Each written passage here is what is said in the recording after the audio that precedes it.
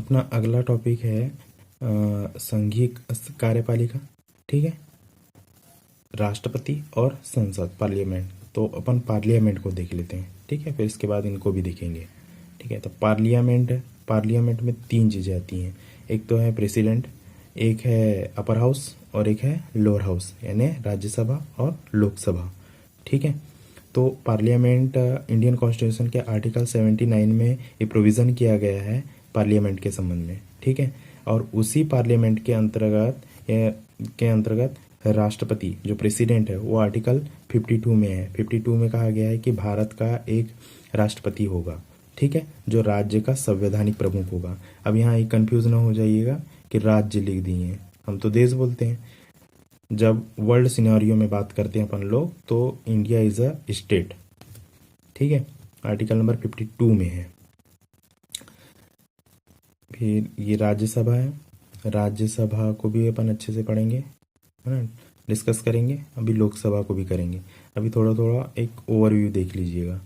ठीक है, राज्यसभा है आर्टिकल 80 में, इसको बोलते हैं अपर हाउस बोलते हैं, या इसी को बोलते हैं परमानेंट हाउस बोलते हैं, या इसी को बोलते हैं क्या, वयोवृद्ध हाउस भी बोलते हैं, यानी वृद्धों का हाउस भी बोला जाता है, यानी जो एजेड पर्सन है उनका हाउस भी बोला जाता है। ठीक है, पर ऐसा अभी कुछ भी नहीं है। ठीक है, लोकसभा है आर्टिकल नंबर 81 में। ठीक है, लोकसभा 81 में इसको लोअर हाउस बोलते हैं या इसको अस्थायी सदन भी बोलते हैं। ठीक है, पर सबसे ज़्यादा पावरफुल राज्यसभा के कंपेरिजन में सबसे ज़्यादा पावरफुल लोकसभा होता है। क्यों? क्योंकि यहाँ के जो प्रतिनिधि हैं जनता द्वारा प्रत्यक्ष रूप से निर्वाचित होते हैं। ठीक है, जनता के द्वारा प्रत्यक्ष रूप से निर्वाचित होते हैं, इलेक्टेड होते हैं। ठीक है, अब इनके क्या है, सदस्य देख लीजिए थोड़ा सा। ठीक है, सदस्य जो है ये लिखा है अधिकतम और वर्तमान, यानी जो कॉन्स्टिट्यूशन में प्रोविज़न किए गए हैं कि मैक्सिमम कितने होंगे, ठीक है, और वर्तमान में कितने हैं, उनके बारे में मैंने एक साथ ही लिख दिया है यहाँ पे। ठीक है, यहाँ पे भी लिखा है लोकसभा में भी और राज्यसभा में भी। तो राज्यसभा में मैक्सिमम जो मेंबर होंगे कॉन्स्टिट्यूशन के अनुसार वो 250 होंगे। और ये जो मेंबर्स हैं ना, ये मेंबर्स जो हैं ये 1971 की जो जनगणना है उनके अनुसार अपन ने फिक्स किया हुआ है। ठीक है, 1971 की जनगणना के अनुसार। और आगे मैं आपको कॉन्स्टिट्यूशन में वो बताऊंगा कि कौन सा अमेंडमेंट हुआ था जिसके द्वारा 2026 तक ये सीटें जैसी की वैसी ही रहने वाली। 2026 तक याद रखिएगा। ठीक है, 2026 तक ये सीटें चेंज नहीं होंगी। ठीक है, चाहे पॉपुलेशन बढ़े या कुछ भी हो। ठीक है, ऑब्वियसली बढ़ ही रही है पर 2026 तक सेट है। तो मैक्सिमम कितने हैं अपर हाउस में, राज्यसभा में 250 हैं, और वर्तमान में कितने हैं 245 है। ठीक है, 245 है। अब इसमें देख लेते हैं कि इलेक्टेड कितने हैं और नॉमिनेटेड कितने हैं। ठीक है, यहाँ जो होता है, जो प्रत्यक्ष निर्वाचन नहीं होता, अप्रत्यक्ष निर्वाचन होता है राज्यसभा के सदस्यों के लिए। मतलब हमारे द्वारा चुने हुए प्रतिनिधि उनको चुनते हैं।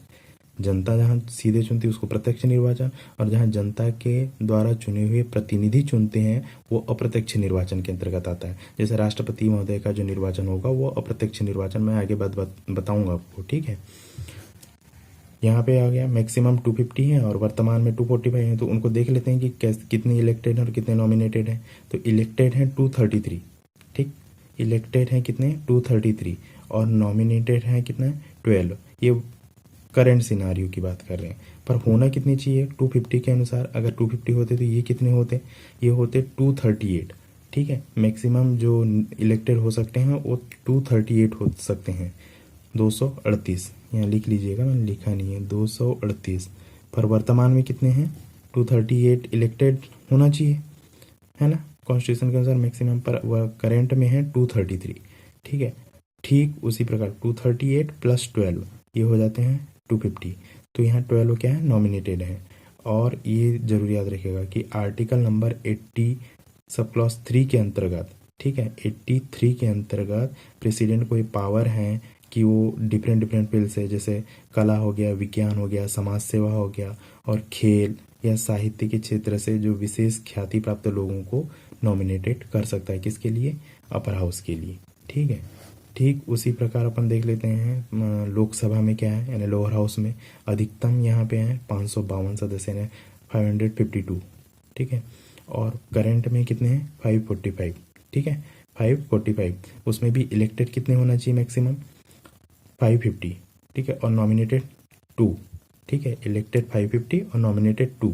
ये आंकड़े जरूर याद रखिएगा क्योंकि इसी से क्वेश्चन बनेगा, ठीक है, या फिर आर्टिकल याद रख लीजिएगा, ठीक है।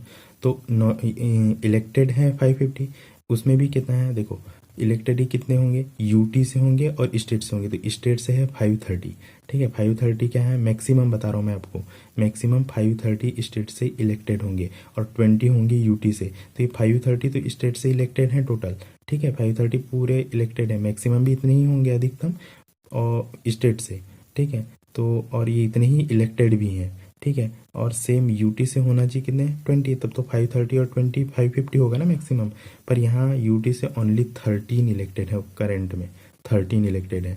और ये पूछ भी सकता है कि ये किस आर्टिकल में 530, तो ये जैसे मैंने बताया था ना यहाँ 80 सब क्लॉज 3 में जो नॉमिनेटेड हैं, नॉमिनेटेड कर सकते हैं प्रेसिडेंट, ठीक है, ठीक उसी प्रकार 530 स्टेट के लिए जो प्रोविज़न किया गया है वो आर्टिकल नंबर 81 के 1 क, या इसको 1A भी बोल सकते हो आप, ठीक है, 81 1A, ठीक है।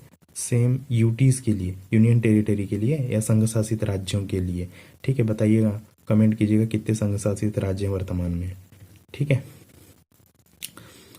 यूटी के लिए 13 है, 20 में से 30 है वर्तमान में, और इसके लिए प्रोविज़न किया गया आर्टिकल क्या जाए 81 1 ख में, ठीक है। और यहाँ जो इलेक्टेड है, ठीक है, इलेक्टेड ही है दो जो हैं वो एंग्लो इंडियन है, ठीक है, एंग्लो इंडियन के संबंध में दो हैं, ठीक है। इसके लिए जो आर्टिकल में पूछ सकता है किस आर्टिकल में है प्रोविज़न, तो आर्टिकल नंबर 331 में, ठीक है, याद रखिएगा आर्टिकल 331, इसके सभी आर्टिकल अच्छे से याद रखिएगा, बहुत इंपॉर्टेंट है। इसके आगे का दोस्तों नेक्स्ट क्लास में देखेंगे अपन, ठीक है, थैंक यू।